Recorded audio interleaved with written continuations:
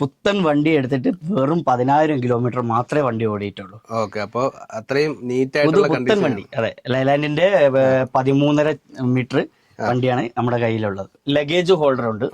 അതേപോലെ separate curtain, അതായത് ഒരു പാസഞ്ചർ വന്നു കഴിഞ്ഞാൽ ഡബിളിൽ ചിലപ്പോൾ എപ്പോഴും ഒരേ മിങ്കിൾ ചെയ്തിട്ടുള്ള കസ്റ്റമർ ആയിരിക്കില്ല.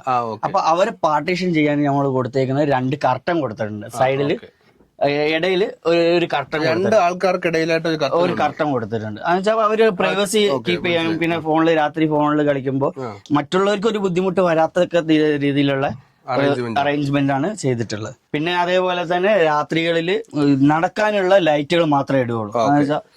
ഒരുപാട് ലൈറ്റുകൾ ഇട്ടിട്ട് യാത്ര ചെയ്യുമ്പോൾ ഉറക്കം ഇതൊക്കെ വരുന്നോണ്ട് ഒരുപാട് ലൈറ്റ് ഇട്ടിട്ടുള്ള യാത്രകളില്ല.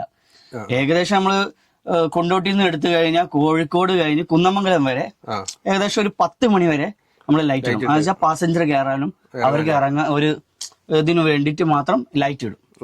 പിന്നെ എമർജൻസി ഘട്ടങ്ങളിൽ മാത്രമേ സൈഡിലെ ലൈറ്റുകൾ ഇടുകയുള്ളൂ. സൈഡിലെ ലൈറ്റിനെ പറ്റി നമുക്ക് പുറത്ത് വരുമ്പോ പറയാം. അപ്പൊ നമ്മുടെ അകത്തെ എമർജൻസി ഡോർ എവിടെയാണ്? അകത്തെ എമർജൻസി ഡോർ ഈ റൈറ്റ് സൈഡിലുള്ള ഈ ബെർത്തിനോട് ചാരിയിട്ടാണ് വരുന്നത്.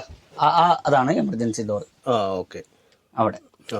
പിന്നെ നമുക്ക് ഒരു എമർജൻസി ഡോറേ ഉള്ളൂ. പിന്നെ എക്സോസ് ആയിട്ട് ഇവിടെ കൊടുത്തിട്ടുണ്ട്. ഇത് ഒരു എമർജൻസി എക്സിറ്റ് ആണ്. ഇത് ഓപ്പൺ ചെയ്യും. ഇത് 2 സൈഡും ഓപ്പൺ ചെയ്ത് ഒരു എമർജൻസി ലിവർ ഉണ്ട്, അത് വലിച്ചു കഴിഞ്ഞാൽ ഇത് ഓപ്പൺ ആവും.